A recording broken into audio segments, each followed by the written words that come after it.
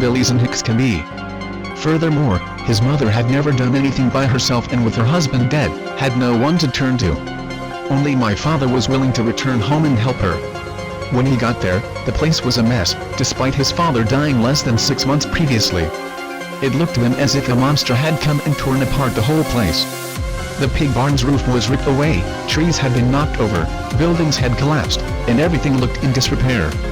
When he asked what had happened, he was less than happy with the answer. The year he and Philly left, an enormous storm had blown it off the lakes, bringing with it both snow and wind. That night, they'd woken to find the roof of the barn folded up like a sardine tin and the hogs gone or killed.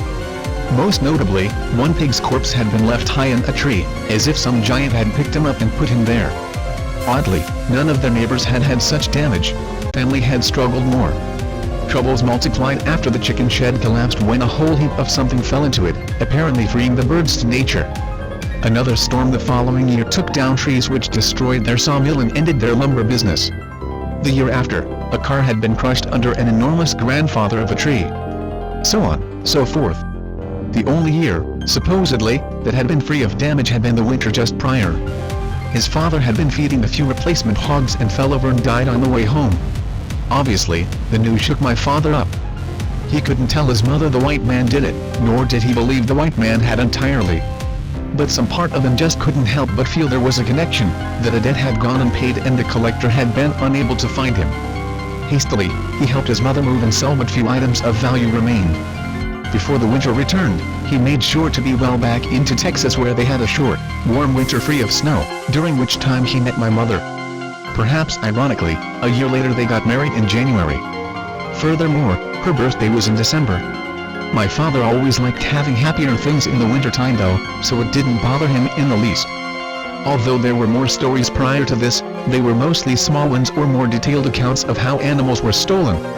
My father probably had dozens of these, but I can't remember most of them, and I apologize for that. If I can get in touch with my sister, who was much closer to him than I was, I may ask her a bit. I'm mostly telling the big ones, but when I'm done I may include a few of the littles that I forgot.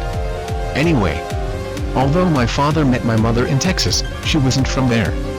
She was from Pennsylvania and her family still lived there. About when their lease in Texas ran up, the holidays rolled around, and she suggested they head up to where her parents lived for an extended vacation. So a few weeks before Thanksgiving they headed up there. Apparently, my father was terrified. For if the white man could travel, then he'd surely be there over the winter, and he owed him a great deal of debt. But he couldn't tell his new wife that he couldn't go somewhere with an actual winter because of a demon he made a deal with, now could he? So he tried to play it off as a fear of meeting his in-laws for the first time. Unfortunately, he hit it off with them. So when he continued to act nervous, he began to raise a few questions with my mother, who one night confronted him and asked if he was alright. This was the closest he ever got to telling her about the white man.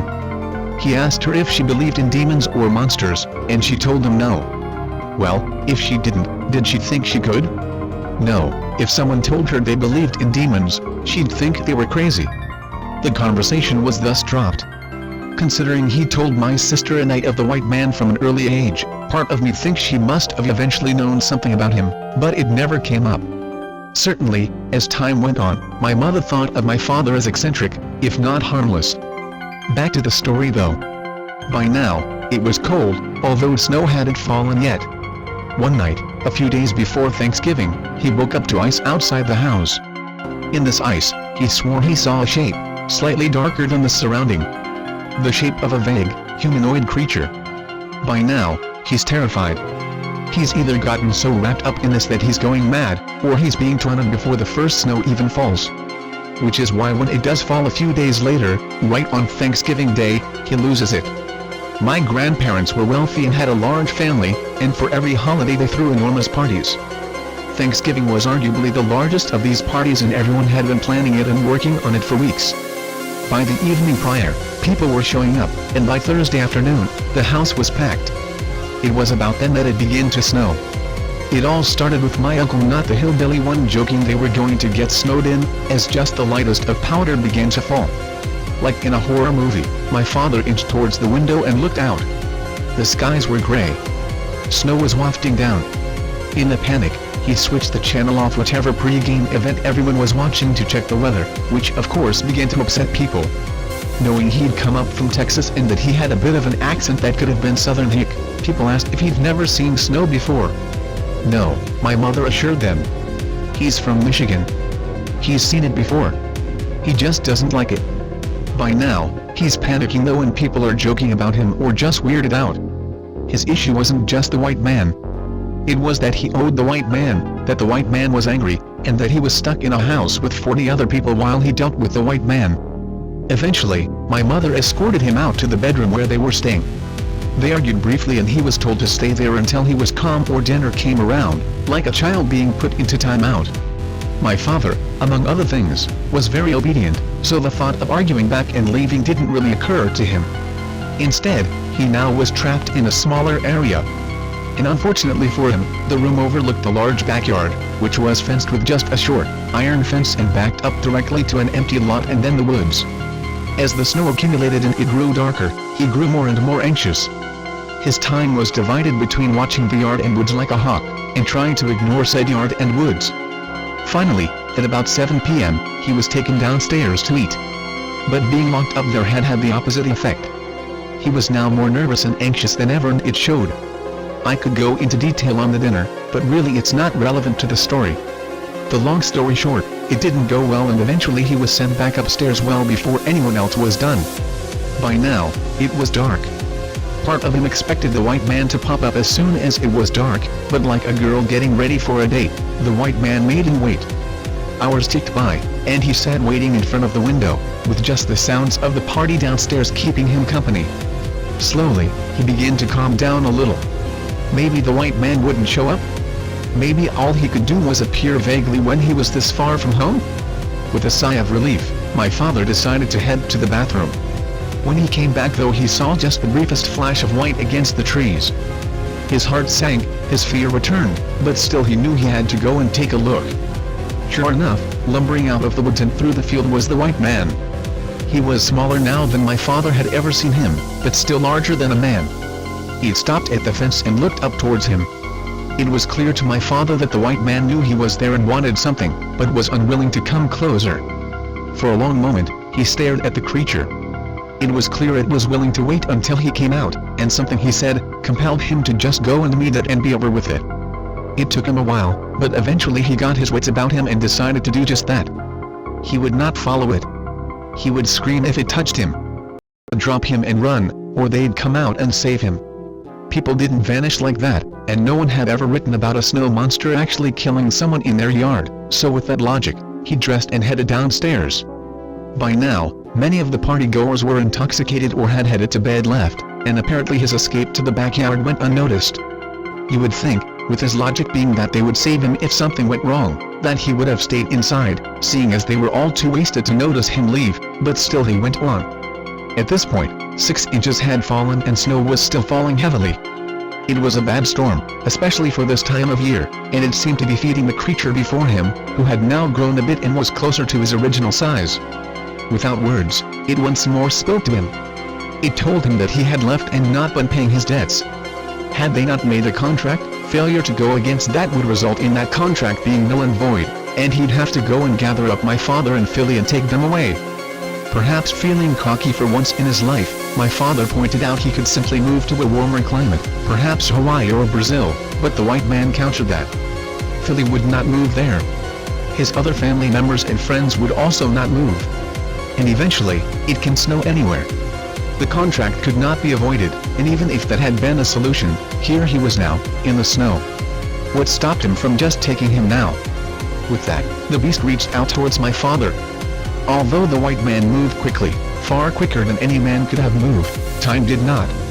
It slowed, so that while he was aware that everything around him was happening very quickly, it also lingered on, giving him enough time to tell the white man to wait before he was ever touched. It was, he would assure my sister and I, the selfless idea that he had to keep Philly safe that motivated him to do what he did next. It wasn't him saving his skin, it was him saving his brother's skin. This did not, he told us, free him of sin.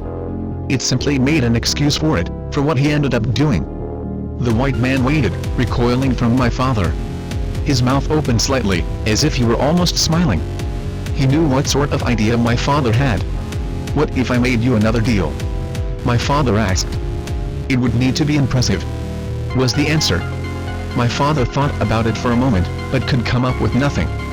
This was not an effort to be difficult, but he simply couldn't think of something that would interest the white man that he could sacrifice. Understanding this, the white man suggested something for him. "Will you personally give me interest? Will you let me take what you owe?" To this, my father agreed. He would allow that. He would let the white man take something that covered his almost 10 years of debt. He assumed this meant himself, that the white man would take just him and perhaps give the debt to his brother to continue paying off. Instead though, the monster simply opened its mouth a bit wider. Deal done. Nothing more was said. The beast simply turned around and headed back into the woods, the soft dents in the snow it left behind quickly being filled by new snow. A little confused and more than a little worried, my father headed back inside as he grew more and more uncomfortable. Some part of him was sure he had made a horrible mistake. That mistake did not come to light until a few weeks later, when my mother grew very ill. Eventually, she was rushed to the hospital, where they found she had miscarried but not passed the entire fetus, resulting in a major infection. She nearly died and was believed to be infertile until she had me a few years later. My father, of course, always blamed himself for it, although he never told her. He simply apologized over and over for it. He was convinced though that all of it had been due to his contract with the white man and that the loss of his unborn child was the payment he owed. The incident, ironically, convinced my mother to stay close to her parents. In case some other medical issue happened, she wanted to be near them and the doctor she grew up with. My father reluctantly agreed. "I may as well have moved back home or to Alaska," was his opinion on it. The next year, my one uncle mother's side, she had two brothers drove off a bridge during a particularly bad snowstorm. By time they recovered his car not until the next spring, the body was no longer in it. The year after, my grandfather lost two German shepherds he kept in an outdoor kennel, the both of them simply vanishing from a locked pen. On the third year, the family suffered no loss, but two locals went missing on a poorly timed camping trip. My father was a religious man. The sort where every time anything went well, he'd thank Jesus or God. On the same note, whenever anything went poorly, if it was during the colder months, it was certainly the white man's fault. Whatever creature this was, he believed it had followed him to Pennsylvania and that it now took its interest here, instead of back in Michigan. The logic there I never entirely understood. Did it do this all over the world, or at least America? Were all missing people who vanished in the winter months victims of the white man? Or just people near my father? Had it really moved across country just for him? Once, I asked my father some of that. He didn't know the answer to any of it.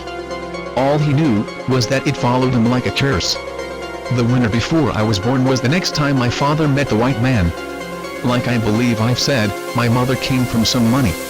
After she found out she couldn't have children, a fact that didn't bother her. Even after my sister and I were born, she joked that her diagnosis had been good news to her parents, who were far more traditional than her, bought her a puppy to help ease the pain and work as a child substitute. The dog, in 1980 dollars, had cost them $800 and was a papered Borzoi breed pictured imported from Russia. Despite my mother's disdain for children though, she absolutely adored the dog and the dog wished for nothing. It was to the degree that my father feared she loved the dog more than him. When winter rolled around that fourth year, my father grew nervous as usual. Every year something had been taken, even if it hadn't been from him personally, and every year he worried that the white man would take his wife or some close friend. Halfway through December came a storm that left them with 2 feet of snow, and it was then that my father was sure the white man would appear. The dog that my mother had was a very regal fellow.